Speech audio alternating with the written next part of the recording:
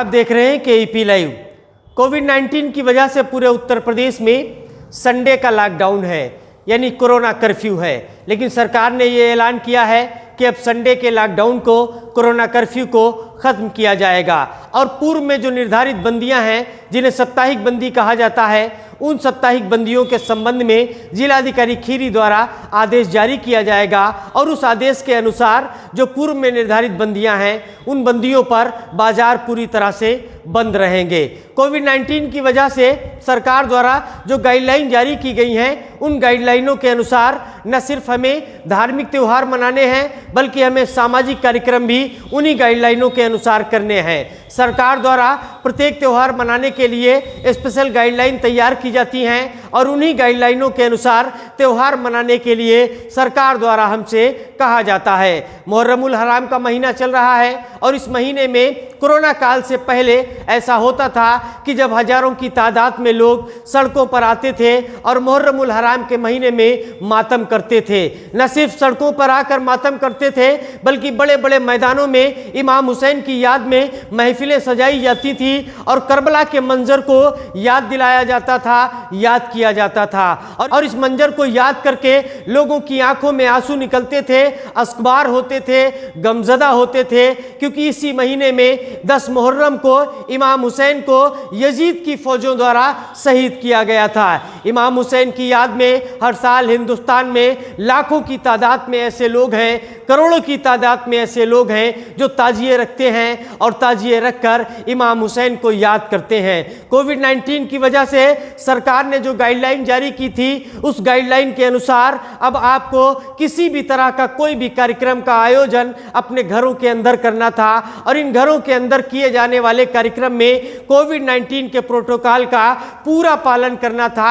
संख्या भी उसी हिसाब से आपको रखनी थी। घरों के अंदर नजर नियाज का सिलसिला चला, महफिलों का सिलसिला चला, जिन महफिलों में इमाम हुसैन को याद किया गया और न सिर्फ इमाम हुसैन को याद किया गया, बल्कि इमाम हुसैन की याद में लोग गमजदा होते हुए भी दिखाई दिए। इस महीने में इस तरह का गम मनाया जाता है और पूरे हिंदुस्तान में शिया सुन्नी सहित हिंदुस्तान की तमाम कौमें और धर्म को मानने वाले लोग इमाम हुसैन को याद करते हैं और उनकी याद में ताजिए रखते हैं। लेकिन कोविड-19 के प्रोटोकॉल की वजह से जैसे पहले होता था हर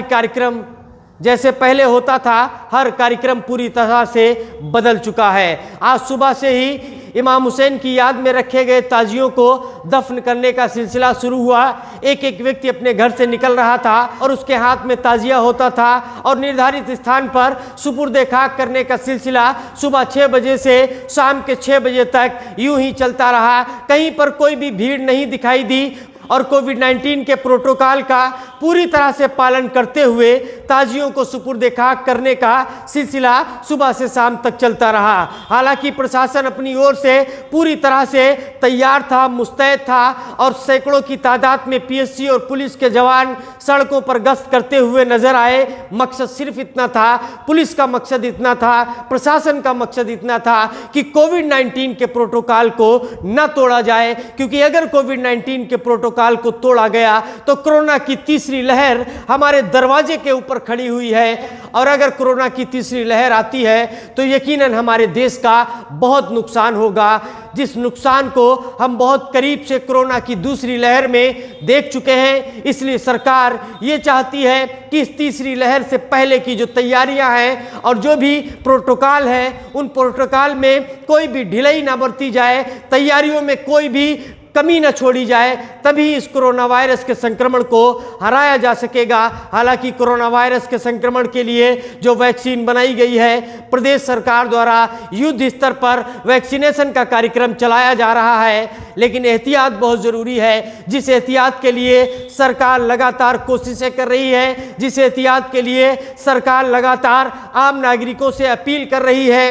हालांकि सरकार जानती है कि हिंदुस्तान एक ऐसा देश है जिस देश में त्योहारों का बहुत महत्व है। यहाँ अलग अलग प्रकार के त्योहार अलग अलग क्षेत्रों में मनाए जाते हैं। न सिर्फ क्षेत्रों में मनाए जाते हैं बल्कि अलग अलग धर्मों में अलग अलग त्योहार मनाए जाते हैं। ये भी देखने को मिलता है कि प्रत्येक धर्म द्वारा जो भी त्योहार मनाए जाते हैं उन सभी त्योहारों में सभी धर्म के लोग मिलजुल कर आगे बढ़ते हैं। आस्थाओं का देश कहा जाता है इसे, लेकिन कोरोना वायरस के संक्रमण पर अगर काबू करना है तो हमें इन आस्थाओं को भी कोरोना वायरस के प्रोटोकॉल के अनुसार मानना होगा।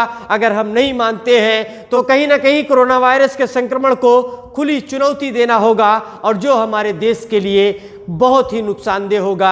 इसलिए सरकार द्वारा गाइडलाइनें जारी की जाती हैं, लेकिन हमारे देश के नागरिक हैं वो भी लगातार सरकार द्वारा जो भी गाइडलाइन जारी की जाती हैं उन सभी गाइडलाइनों का पूरी तरह से पालन करते हुए प्रत्येक त्यौहार मनाते हैं, पूरी तरह से पालन करते हुए सभी प्रकार के आयोजनों को करते हैं और पूरी तरह से प्रोटोकॉल का पालन करते हुए जीवन यापन कर रहे हैं।